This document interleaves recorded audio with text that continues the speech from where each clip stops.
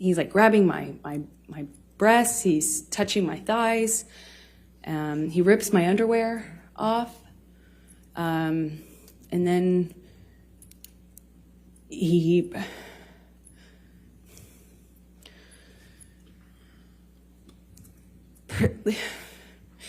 proceeds to do a cavity search and slams me up by my neck and holds me there for a second and tells me that he could kill me.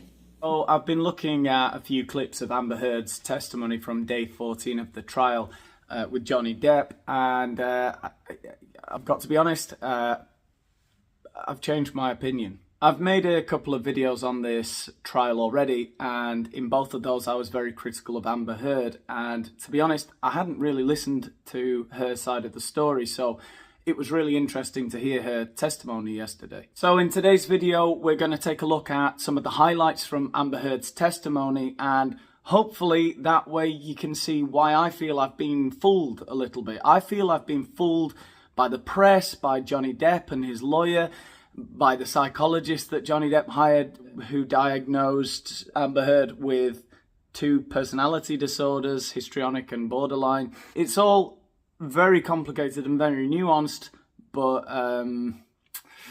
yeah, I do feel like I feel like I've changed my mind on the whole thing after listening to Amber Heard. I really do. Let's see what you think. Right, I promise not to interrupt as much as I have been so far, but the first thing I notice here is the look on Amber Heard's face. There has been so much analysis over this trial, during this trial, as to the body language of Amber Heard, and very little has been said about Johnny Depp, who's been laughing his way through the trial. There's a clear smirk on his face here between him and his lawyer as Amber Heard approaches the stand. I don't know, it's body language, it's just body language, but still, it doesn't look good. Why are you here? I am here because my ex-husband is suing me for an op-ed I wrote. Okay, I know I've stopped the video again really quickly. I won't keep stopping it this often, but that is something that I think a lot of us have lost sight of.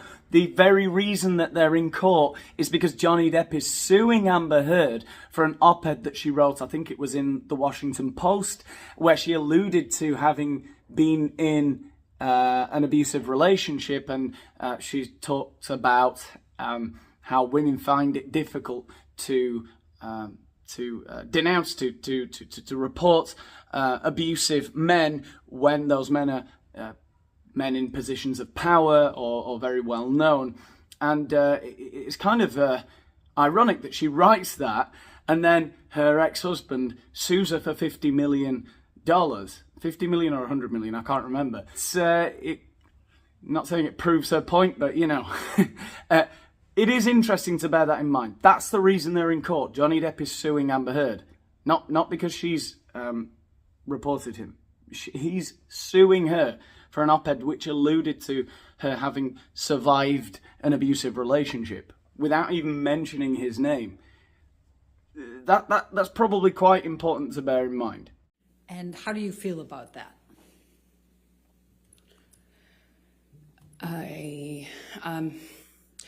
I struggle to have the words. I struggle to find the words to describe how painful this is.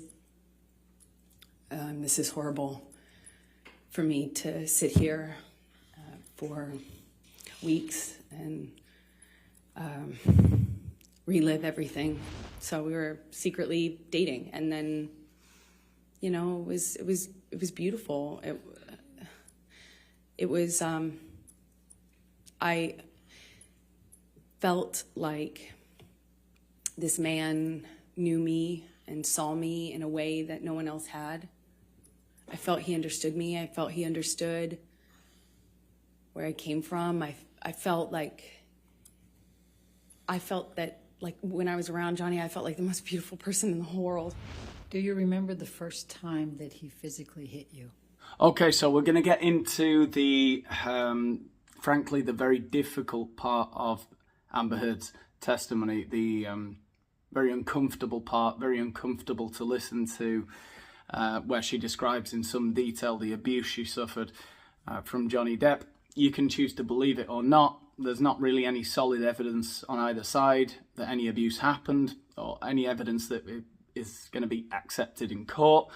So I think we have to go on, does her story, does her testimony sound coherent?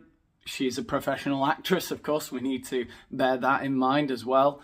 I don't know. I'm going to go on her tone and how coherent what she's saying is with what she's describing. To me, I'm not an expert, I'm not a psychologist, I'm not a lawyer. I do know people, though. I think we should listen to the way she says what she says. Her tone, her facial expressions. Does it make sense? Does it sound plausible? Does she sound like a narcissist, which is something that I've accused her of being, based on what other people said about her, based on what Johnny Depp said about her, who we know Johnny Depp is a flawed personality. He has alcohol and drug problems, right? That's something that's public knowledge. Does what she's saying about him add up? Does it sound coherent? Does it sound plausible? I think it does. Let's listen. Do you remember the first time that he physically hit you? Yes. Please tell the jury about it. It was it's seemingly so stupid, so insignificant. I will never forget it. It changed my life. I was sitting on the couch, and we were talking. We were having a normal conversation, there was no fighting, no argument, nothing. And he was drinking, and I didn't realize at the time, but I think he was using cocaine, because it was like there was a jar of cocaine out on the table. I realize that sounds weird, but it was like an actual vintage jar of it. So a couple of things I noticed there, apart from her tone, she sounds distressed to me, is the jar. Why would she mention it's like a vintage jar of cocaine? She says, I know that sounds weird. And Johnny Depp smirks to himself as if anyone's going to believe that. That's crazy. One sounds sincere, the other one looks like he looks very smug. I think she's, clearly a very intelligent woman, the way she speaks, which I think will come across in the rest of the clips that we're going to look at. But it really does sound like she's describing something that really happened. I don't know. Let's get back into it. But I didn't see him use it at the time, so I didn't really factor that in. I just, he's drinking and we're talking, and there's music playing, and he's smoking cigarettes, and we're sitting next to each other on the couch. And I asked him about the tattoo he has on his arm. And to me, it just looked like black marks. I didn't know what it said. It just looked like muddled, faded tattoo that was hard to read. And I said, what does it say? And he said it says wino. It says wino. And I didn't see that. I thought he was joking because it didn't look like it said that at all. And I laughed. It was that simple. I just laughed because I thought he was joking, and slapped me across the face. And I laughed. I laughed because I didn't know what else to do. I thought, this must be a joke. This must be a joke. Because I didn't know what was going on. I just stared at him, kind of laughing still, thinking that he was going to start laughing too to tell me it was a joke, but he didn't. The difficulty with this trial is the lack of evidence for either side's claims. It sounds really plausible and really believable, and the way Amber Heard is telling this story is coherent, I think, with an alcoholic or a drug addict, how they might behave when they're using, erratic, irrational, aggressive. That is probably how someone would react when they're not expecting to be abused the first time you get abused. You might laugh because you think, well, this is completely out of character.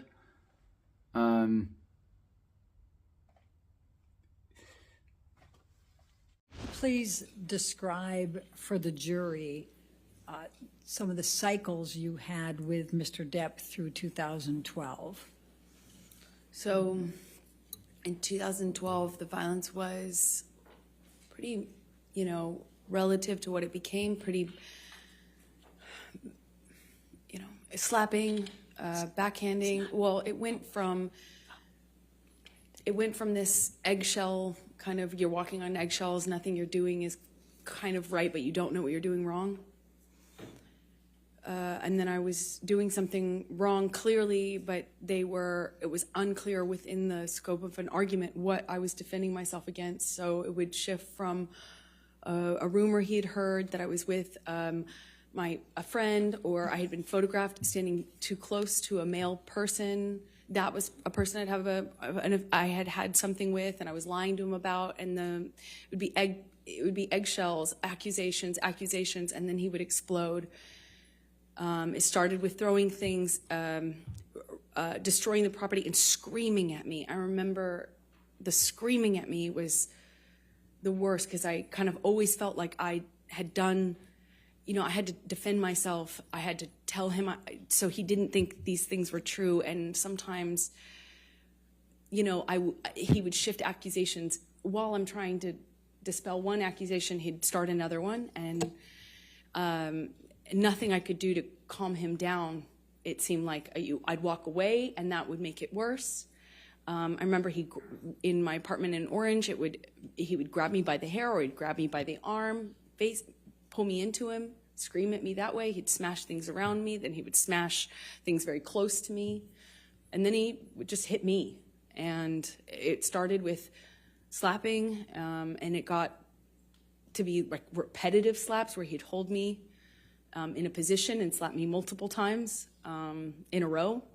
Then it would be, eventually I later would either push him off of me, or I'd try to hit his hands away from me. I'd try to, not in 2012 so much. At that time, I was mostly, my defense was, I'd go some other place. Like, I don't know how to describe that. And if these are all lies, they are extremely convincing. This description of the escalation of tension and violence and abuse, it's very convincing. That idea at the beginning of treading on eggshells, knowing she'd done something wrong but not knowing what it was, would be like a logical first stage from an abusive partner, right? And make the other person feel like they're doing something wrong. Then to escalate from sort of pulling, pushing, pulling hair, smashing objects, it's like they're testing the boundary, not consciously necessarily, certainly if he's got alcohol, substance abuse problems, but that pattern of escalation, it definitely makes sense. Again, not an expert, but I know people. And it sounds extremely realistic, extremely plausible. And if she's a liar, then she's a bloody good one. I don't know how to describe that. And then the month got really crazy from that point on. It was a bit of a revolving door of accusations. He was accusing me of having affairs with, frankly, just one person. I had an acquaintance with somebody, and he was accusing me of of being with them, and then it was accusing me of being with my friend, the one I had seen in Spain. I'm, in these kind of arguments, nothing I do is working. Walking out of the room is me leaving him, walking away from me. Hey, where are you going? I'm talking to you.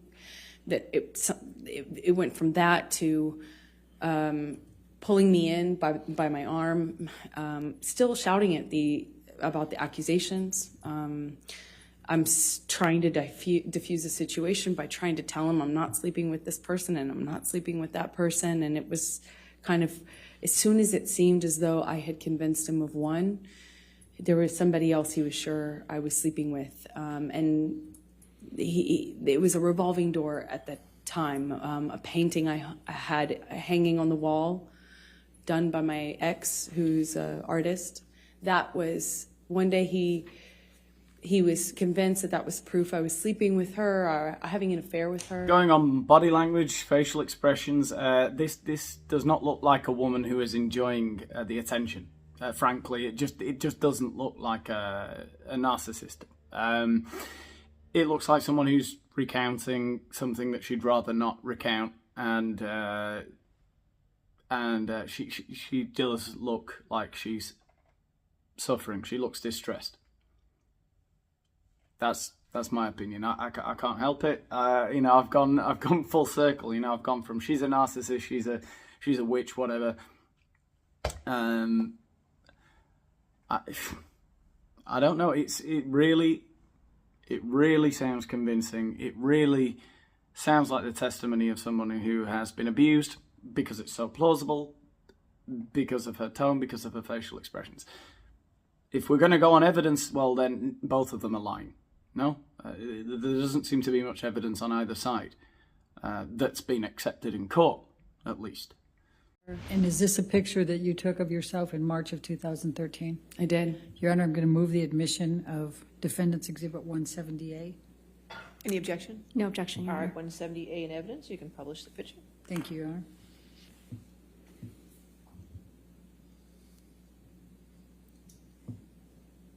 And how did you sustain that bruise, Amber?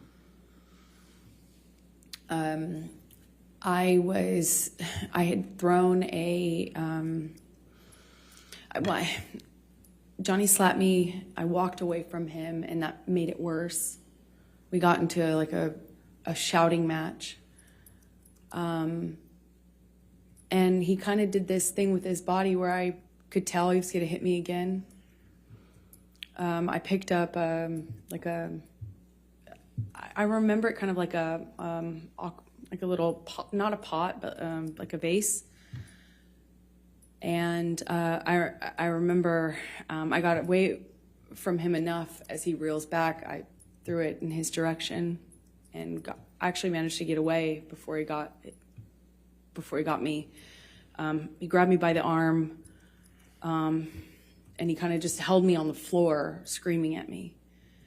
I don't know how many times he hit me in the face, but I remember being on the floor of my apartment, and I remember thinking, how could this happen to me again? So once again, not to repeat myself, but a very plausible sounding anecdote of a drunk or high husband attacking his wife for some irrational reason, belief that he's been cheated on or lied to. I've heard a lot of anecdotal evidence supporting Johnny Depp. A lot of people that I listen to on the internet, Joe Rogan, Bill Burr, a lot of people saying what a nice guy Johnny Depp is. I've met a lot of alcoholics and drug addicts who are extremely nice people to the public at large, to their friends. Very good friends, very sociable people, very popular people, apparently very nice people. The vast majority of people don't live with them and don't get to see the other side of their personality. It's absolutely plausible that somebody is extremely nice with 99% of people, but with the people in their home, they're a completely different animal. Another thing that I thought was interesting about that last clip is the fact that they're using this photo of a bruised arm, of Amber Heard's bruised arm, when I've seen much worse photos of her on the internet with bruised eye sockets and things like that. I don't know how the evidence gets accepted. I don't know why they're using that photo particularly in this testimony. How does evidence get accepted in a trial? God knows. But does it prove anything? Well, no. Does the anecdote she uses, does her testimony sound plausible? Yes. Let's tell the jury about Hicksville, May 2013. Can you tell the jury what transpired at Hicksville? It's a fancy trailer park. He just started smashing things. He picked up something on the table and threw it right into the glass cabinet. He hit with his hand a wall sconce. He cleared the tabletop on the little fold down kitchen dining room area in this trailer. I mean, it's a trailer, so there's only so much you can do. And he's screaming at me, just screaming at me. And I eventually go back into the bedroom area. He comes into the bedroom area. We had what I can only describe as it sounded like nonsense from him. It wasn't making sense. And I realized that he's just probably really high because it wasn't making sense anymore. It wasn't like a direct accusation. He wasn't hearing me when I was saying I wasn't involved, wasn't cheating on him. I wasn't secretly trying to engage this woman in some sort of sexual affair. And then it became clear to me he was like looking for something. He cleared things off the bed. I went into the bathroom, and as I come out, he asked me where it is and how long I've been hiding it. And I was like, what are you talking about? And he says, you know what I'm talking about. You know what I'm talking about. Be honest with me. Where are you hiding it? And he kind of makes to look into the bathroom. And I gestured to the bathroom, which was to my right. I kind of gestured to him, and I said, what am I hiding and where am I going to hide it? And we're standing in this little hallway area outside of the bathroom, and he starts, what it feels like patting me down or saying he's patting me down. I can't recall, but he ripped my dress, the strap top part of my dress. I had just dyed this thing myself pink, and it's just one of those things. I was like, I just finished that dress, and he's grabbing my breasts. He's touching my thighs. He rips my underwear off, and then he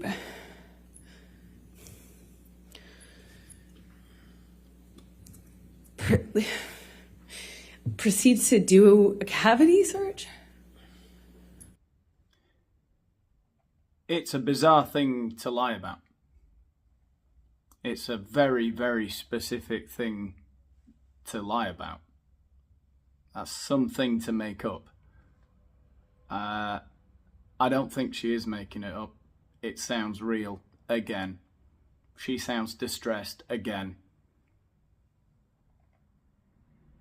I think honestly we've been duped. I'm not sure if they've both got problems. I'm sure they both have, but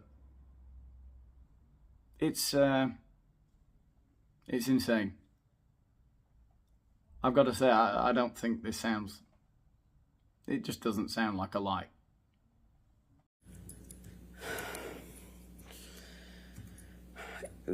He said he was looking for his drugs, his cocaine, his coke. I was wondering how somebody who didn't do cocaine and was against it, that was in and of itself causing problems in our relationship.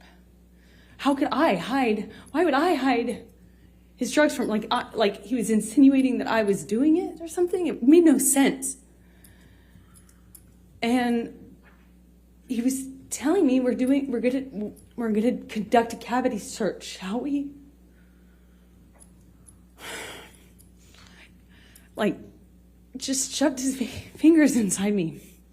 Let's take you to July 9, 2013. Did there come a time that you went for a ride you went to the Bahamas and went on a ride, the yacht with Johnny and his kids? Well, it's less like we flew out to the Bahamas to his island.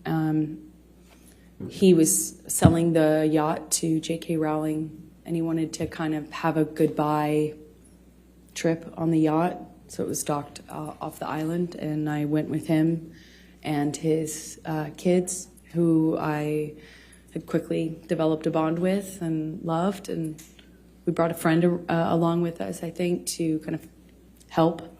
And yeah. Okay. Tell the jury what happened on that trip. Johnny was upset that he had to sell the boat. And he was off the wagon again, but he didn't want to tell his kids, so he was hiding it from them. He was putting it in coffee cups and drinking, and the behavior just kind of like, he was upset, he was emotional, and he just, that's how he dealt with it, just drink. But there's just no off button with Johnny. So he just kept drinking, and the behavior kept getting more obviously drunk. And Lily Rose, his daughter at the time, was young, just like maybe 14. And she started to get panicky and started to ask me questions about his drinking. Objection, hearsay. Without saying what Lily Rose was saying, please continue on. Sustain the objection. Thank you. So she was asking me questions about the drinking. And was very upset. Sustain the objection. Yeah, you can't say what Lily Rose said. Oh, But yeah. you can tell gestures, Sorry. you can tell, and you can say what you and Mr. Depp said, okay? Sorry. So she was upset, and Johnny we were with the kids, and he kind of threw himself off the boat in a half playful way, like a dead fish kind of way. I don't know how to describe it, almost like a belly flop. But we were on a skip, like a smaller boat parked next to the yacht, and he's jumping. Well, he jumped off the front of it, but kind of in a chest forward way. Like, it looked a little scary, like not something somebody would do if they're completely okay. It was started off all of us kind of taking turns jumping off the edge of the yacht into the water, and then he at one point kind of throws himself over, and it looked a little scary, the way his body fell into the water. And Lily Rose started to cry and expressed to me that she Objection, was hearsay. upset. As sustained. You can't say what she said. You can tell expressions or observations, but you can't say what Lily Rose said. So Lily Rose is crying, and then the crying becomes like a panic, like almost like a panic attack. Like rapid breathing, crying, lots of questions. And I'm holding her, kind of comforting her, and Johnny comes in, and within a few seconds, I realize that he, kind of shifted his attention on me, and then he seemed very angry. He asked Lily Rose to leave. Lily Rose leaves, looks at me, leaves, crying, and Johnny, I don't remember the words he used, but starts accusing me of kind of like telling on him and calling him, a drunk in front of his kids. I hadn't done that. I was actually trying to protect Johnny. It didn't feel like my place at all to share that with his daughter or anyone at the time, other than adults who might help with it, but not his kids. So I was trying to tell him, I was just trying to comfort her. I was trying to protect you. He basically was accusing me of doing this thing and of making them aware of that he was drinking again. And he slams me up against the side wall of the bedroom of we were in the bedroom this whole time, but up against the wall of the cabin, and slams me up by my neck and holds me there for a second and tells me that he could kill me. Conclusions. My conclusions. First of all, I don't think Amber Heard's a narcissist anymore. Narcissists are very lacking in self-awareness. She is not. She doesn't seem like the entitled person I thought she would. I thought she would be. Who feels like she deserves attention and deserves praise. It didn't come across like that, her testimony. The psychologist never accused her of having narcissistic personality disorder. Histrionic personality disorder. There's this description of histrionic personality disorder where they say that the sufferers use this floral language. They embellish everything that they say. They embellish their stories. And they use a lot of descriptive language without actually really saying anything.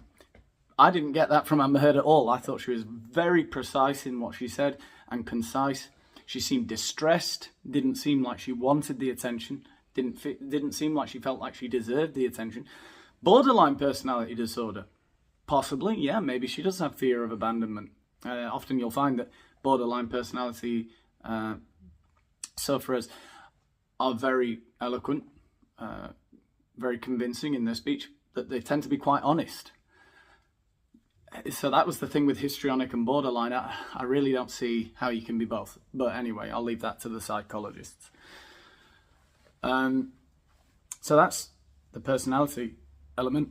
That last anecdote, very believable. An alcoholic or a drug addict, they often want to hide their drug addiction, their alcoholism from their friends, their family, their children. The fact that she talks about comforting Lily Rose when Johnny Depp was causing her to be distressed with his drunken behaviour, that sounds extremely plausible. And it sounds very, very believable that he would get very, very angry with the person who discovers his alcoholism or discovers his drug addiction.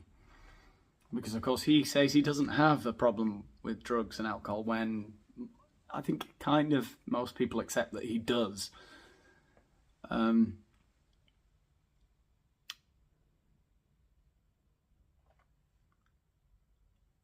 This testimony has flipped my entire view of the two people. I feel a lot more empathy for Amber Heard and a lot less for Johnny Depp. Maybe more stuff will come out that will change my mind, but just listening to her, neither side have clear evidence, I don't think, for anything that they're accusing each other of. And remember, the reason they're in court is because Johnny Depp is suing Amber Heard.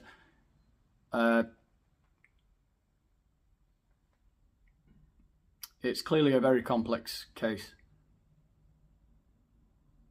Having listened to the two of them for several hours now, Johnny Depp has sounded extremely incoherent whenever he's spoken. He's struggled to answer questions. It seems to me like he's got a bit of... He seems damaged from substance abuse, to be honest. Seems like he's struggling to get his words out. Smirking a lot in court. A lot has been said about Amber Heard's body language, facial expressions. People trying to make out she's a narcissist, when I suppose essentially she's just been sitting there in court looking upset the whole time. And Johnny Depp's been laughing with his mates that he's been bringing in as witnesses. I've seen cases like this. I've seen people who discover alcoholism and drug addiction in their spouses, and the reaction can be very violent.